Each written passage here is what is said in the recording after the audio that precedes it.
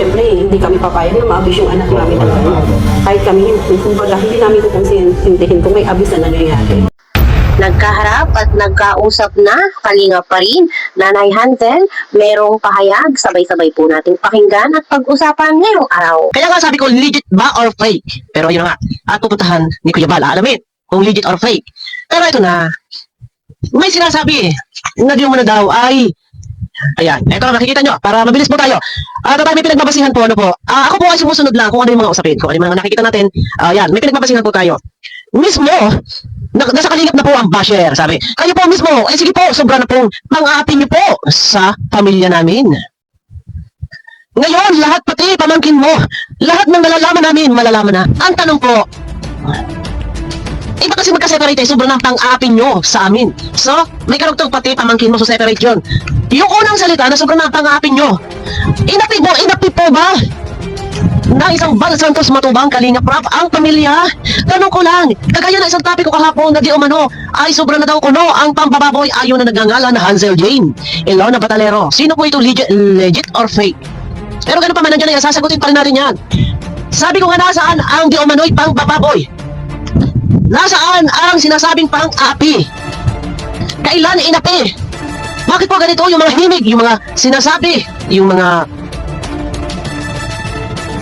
kailan po inapi? Tignan mo, ito na, wag na tayo dyan. Ito na lang, isang comment na ito na, itong Hansel Jane Ilona Batalero, ay naandoon, itong account na to, kay Joel Salcero. So kung makikita nyo, naka-blue ink siya, yung Hansel Jane, naka-blue ink, doon sa screenshot kay Kuya Bal dahil may jacket. So kung makikita nyo dito, naka-gray, so wala siyang jacket. Okay. Ano ang comment?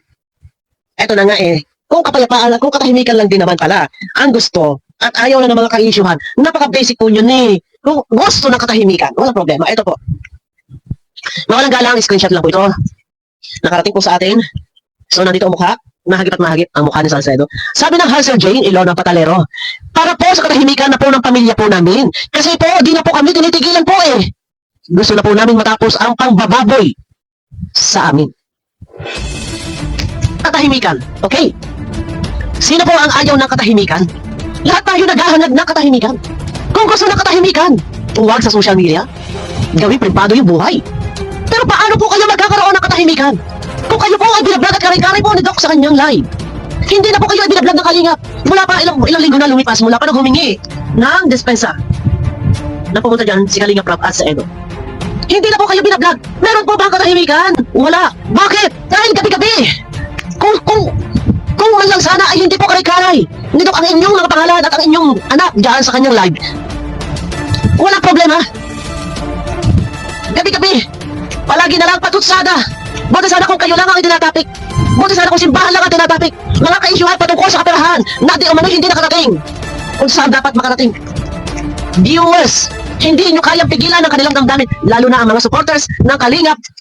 Hindi ninyo kayang pigilan kung ano yung gusto nilang sabihin. Matatakpan ng ilong pero yung damdamin yung bibig ng tao na gusto nilang magsimula, gusto nilang mag-voice out, gusto nilang dumipensa. Hindi natin yan kayang pigilan. Kung katahimikan at katahimikan, malalako tayo sa katahimikan. Sabi ko nga, humingi kayo po ng privacy ba? Humingi po kayo ng privacy. Bakit po?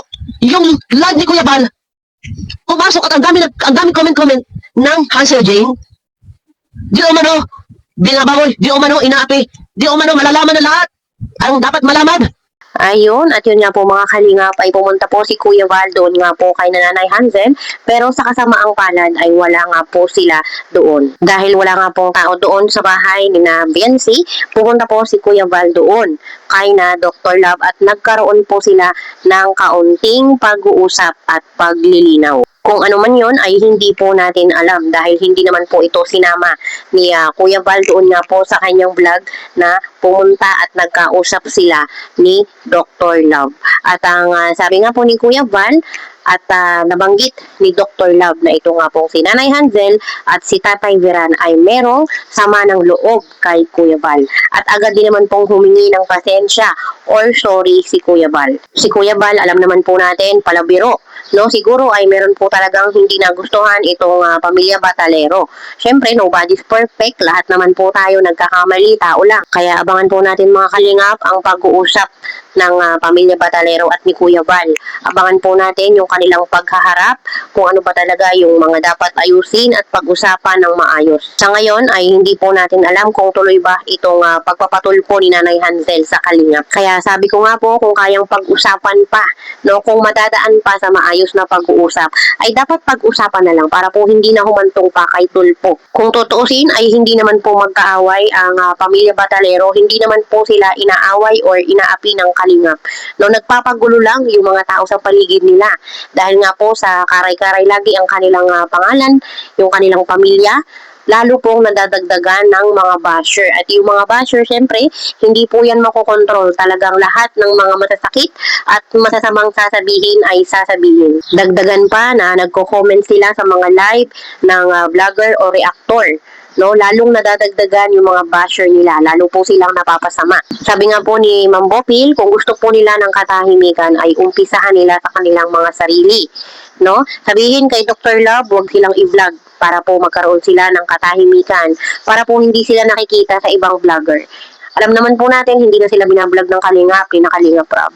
Ang nagbablog lang po sa kanila ay sila Dr. Love. No? Hindi po tumitigil ang mga issue kasi po binablog pa rin sila.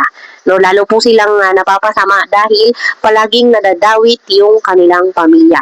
Lalo na po si Biancy. Sobrang durog na si Biancy. Nakakaawa. Lahat naman po tayo ay gusto ng kapayapaan, ng katahimikan. Sino bang ayaw nun? No? Lahat tayo ay gusto ng peace of mind. At sa mga basher, sa mga viewers or supporters, no, hanggat maaari ay huwag niyo na pong i-bash si Biancy at ang pamilya. Isipin na lang po natin na minsan sa buhay natin na ang EDSI ay napasaya po tayo. No, na minsan sa buhay natin, sinuportahan natin sila. Na minsan sa buhay natin, napakilig kayo ng EDSI. Na sinuportahan nyo ang EDSI. Sana ay isipin nyo po yung mga panahon na masaya po kayo na napapanood ang EDSI, na kinikilig-kilig po kayo dyan. No, sana po ay isipin nyo din yung mga masasayang alaala na ibinigay sa atin, na idinulot ng EDSI sa atin. Wag lang yung puro may comment lang na hindi maganda, may masabi lang, may mema lang na kung ano-ano. No, iwasan nyo na po yung mga pambabash o pag-comment ng hindi magaganda. Hindi rin naman po kayo nakakatulong. Sabi nga po, ang pagiging mabuting tao, walang bayad, pero may sukli. Totoo po bang na-abuse po kayo ng Kalingap? Hindi naman, wala naman na gano'n na. Hindi ginagawa yung Kalingap naman, di ba? Wala naman talaga Kasi gano'n. ang dami po kasing naglalabas na yun, na-abuse daw po kayo. Ano po yung Kasi ang nasabi alam po? ko pag abuse, yung talagang masasama na yung gawa. Ibaga yung parang sinasaktan yung bata, parang pinipilit yung bata na gawin na tapos yung parang hindi na maganda yung ginagawa na tulad baga sa mga palabas talagang Abuse. o abuse kasi yung iba. So, gusto lang po kasi namin na sa'yo mismo manggaling, kasi si Boss KR po kasi. Hindi siya talaga nagsasalita sa mga ganyan. Oo, hindi. Ay, Gusto namin meron din Oo nga, yun nga, but yun nga na naririnig ko nga yung mga balitang gano'n, parang masakit naman sa loob na gano'n. Siyempre, natulungan kami, tapos magiging masama si Rob. Kaya, yun nga, parang hindi na lang namin pinapansin yung mga gano'n issue. Nakakatulong naman si Rob sa mga tao, lalo na sa amin. Sobrang laki ng pinagbago namin sa buhay. Yung nakapag-aaral yung mga maraming bata, may mga scholar, yung daming napaluan ng bahay na sobrang hirap talaga noon, kaya namin. Laking tulong si Kalingap Rob sa mga nahihirap. So, ano po talagang wala naman abuse na nangyayari. Ano Wala po? naman ganun. Kasi kung may abuse na nangyayari, kahit kaming mga magulang, syempre, hindi kami papayag na ma-abuse yung anak namin ng gano'n. Kahit kami, kumbaga, hindi namin kukonsintihin kung may abuse na nangyayari. Wala naman. Wala naman kami nakikita ng gano'n na ano. Kaya yung mga nagsasabi ng gano'n, hindi nila alam yung mga sinasalita nila na nakakasakit sila ng damdamin. Sobra naman yung mga balita na gano'n na ano. Tsaka yung pinagsasabi kay Rap, nakakatulong naman sa mga mahihirap. Tapos gano'n na lang sila kumakaano. Kasi kung abuse yan, hindi papayag yung mga magulang na gano'n yung mga bata. Alangan yung anak mo, ipahamak mo sa ano, hindi. At saka alam naman namin na mapagkakatiwalaan sila. Kaya itinitiwala namin yung anak namin.